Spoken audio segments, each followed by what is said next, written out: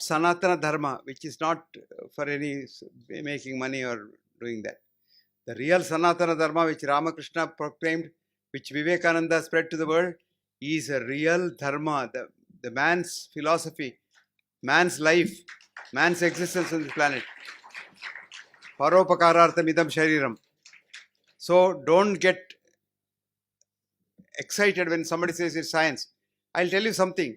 I've been saying that coconut oil is the best oil for human consumption and it's very good for the heart.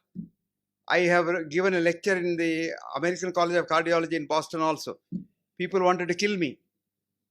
In the older days, they used to put you in the mental hospital if you said something against the conventional thinking. You know, there was a time when there was a man called Semmelweis in Europe who found out one thing. Whenever doctors went to deliver a woman, that woman died of a puerperal sepsis. She got some fever after delivery. She died. And he observed all that, kept records and statistics. Then he found one day his own anatomy professor who was teaching him, one day dropped his scalpel on his own finger. He developed the same disease. So he hypothesized that the poison from the dead body is the one that gives you the disease. So what doctors used to do is they dissect dead body in the morning and come to the ward and deliver women. But midwives who never went to the dead body thing, they had 90% successful rate. So he wrote all that and told the world, you doctors should wash your hands after your thing in carbolic soap and then go and deliver, nothing will happen. Then people said, he's a madman, washing hands. What does he mean? He is mad. So they made him mad and collectively they put him in a mental hospital and he died in the mental hospital. But later on they found out he was right. Washing hands, doctors washing hands has saved millions of lives, which he proclaimed those days. These people didn't take it. Anyway, this is what about a coconut oil. My theory was very simple. Coconut oil and mother's milk have the same fatty acid, which is called monolauric acid, monolauric acid is the base of human immune system. That's why mother's milk you take for 6 months, you have no illness. You don't require vaccination. That's the best vaccination that you can have. Mother's milk you drink for 1 year, 2 years, 3 years, you don't need vaccination at all because it gives you full vaccination. And then mother's milk, if it is that good, coconut oil must be equally good. People said he is mad, oh, they abused me, they are all kinds of rubbish. Then suddenly America realized after about 40 years that coconut oil is the best oil. And America started proclaiming coconut oil is good. Then they say, yes, B.M Hegde is after all not a foolish fellow. He's right. Because it has to come from America. We are so slavish, I tell you. Today, yoga has gone to America and it's coming back slowly. You go to America, there are about 43 schools of yoga. Everybody has a yoga school. One day I went to a city and there was one lady in the audience. She came and said, Doctor, when I was a child, you treated me and saved my life. You must come to my house for food. I said, all right. So somebody calls you for free food. Why not? So I went in the evening. After food, she said, Doctor, my husband is an engineer. I am running a school of yoga. I said, what school?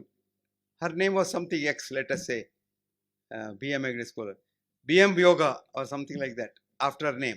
And I have written a book, you must write a foreword. I said, okay. She said, what are you doing? I have written a book called Pranayama. What's Pranayama? Pranayama. Pranayama. Savarna Dirgha Sandhi. I said, Pranayama, my God, no. It's Ayama. Prana Ayama, movement of breath. And this is a kind of yoga that your hot yoga, cold yoga, yoga at 70 degrees centigrade and all. It's all commercial. So they make and that yoga comes here, we say yes. Acupressure from India, especially from Siddha and Ayurveda. What's called in Siddha, they've got a vermology, pressure points where you can stimulate, you can get diseases come under control. It went to China through the Chinese travelers and became acupuncture there. Came back, it can be practiced in New York because the government then after independence in 1948 supported that. Whereas our government in 1947 when we became independent, they condemned Ayurveda. Because we didn't have Indians as our rulers. We had RNIs, resident non-Indians. As our rulers for 70 years. What they said was, Ayurveda is bad. Don't encourage Ayurveda. So you can't practice Ayurveda in New York legally. You can practice acupuncture in New York. But today Ayurveda has become so popular in the West. People don't know. This boy who wrote to me a letter this morning doesn't know There are 70 places in Ayurveda centers in America. There are 4 Ayurvedic medical colleges in America. And there are a lot of practitioners of Ayurveda in America. And Ayurveda is accepted in the West as a science. And Ayurveda is a holistic science. It understands the body as a whole. Not only as a whole, it understands something more, that each body is different. You can't have one size fits all thing. That's what we do in modern medicine. If this pill works for you, it should work for all of them. And we have what's called evidence. What's the evidence? Controlled studies, cross-sectional studies. We collect about 100 people, give it to them and show that it works. But whereas we had observational research in the olden days, they saw something very interesting. Observed. What they saw was those who were all, in the mental hospital never got an illness. Did you know that? People were locked up in the olden days with mental disease inside the hospital, closed, locked for 40 years, 30 years, 50 years. And observation showed none of them had even common cold. So they wrote that, there's no common cold for people who are in the mental hospital. So we only misinterpreted that. Passion makes some of the best observations but draws wretched conclusions. So we said, if you don't get cold, you will go mad. So I remember when I was young as a doctor, a lot of people used to come and say, Doctor, I didn't get a cold for 2 years. Make me have cold. I said, if I don't get a cold for 2 years, I'll pray God. Why? No, if you don't get cold, you will go mad, I believe. So I want cold. This is the idea. But their observation was right. And similar observations were made.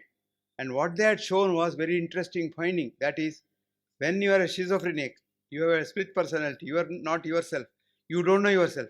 You don't know your body at all. You live in a different world altogether. And how can you get a disease? We get disease when you're worried about your body. You every day think, will I get cancer? Will I get cancer? One day you will get cancer. So their observation was right. And they had seen over 40, 50 years how it works. That's how our drugs evolved. Today, America is learning that. What they are doing is they found out, they went to the Amazon forest. And in the Amazon forest, there are people like our ancestors living for 40, 50 years without touch with this nature. They don't even have a piece of cloth on themselves. There's a group called Shimones. These are the aboriginals on the Brazilian border of Amazon forest. These people live up to 100 years. They procreate.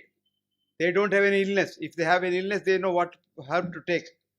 And this was studied by the drug company Bandicoots in America. And they have now said, they have befriended the loggers in Amazon forest. They say, okay, how much money you make by cutting the forest? So much. We'll give you more. Leave the forest alone because that's our future. All our gold mine is in the forest. And we will, so this is the research that's going on in the West now. So look at it. Our Ayurveda had herbs, actually nearly 1,500 herbs.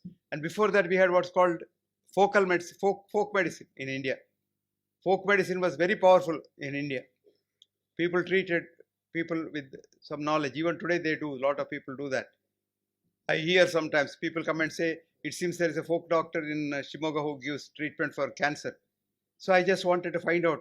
So I went to Shimoga all the way, took a taxi, paid 5,000 rupees and went there. And went to this man's house, an old man in the village. So I told him, you treat cancer? I believe, yes. I said, what's cancer? He said, I don't know. Then what's it? My father told me this herb will, I keep it there. I said, do you treat also cancer, kidney disease? Yes. Which one? Same herb. He doesn't know a damn about anything. But you know how the word spreads? One person came and told me, sir, sorry, kidney disease, you people don't have any medicine, you dialyze. That man cured the Sultan of Oman of his kidney disease. He went there and gave the medicine. So when I went there and saw this, I was shocked how they survive. But it's faith that cures. Many times the faith fails to cure, you die. When you die, they don't record it. So unscientific. They don't record anything which is negative. They record everything that is positive. Somebody survives because he is lucky to survive. He is destined to survive. You don't die with any disease necessarily. So this is how this spreads. Anyway, but folk medicine survived for thousands of years in India. And from folk medicine, Ayurveda got a lot of drugs also. So Madhava Nidana and later on, you get drugs from folk medicine also.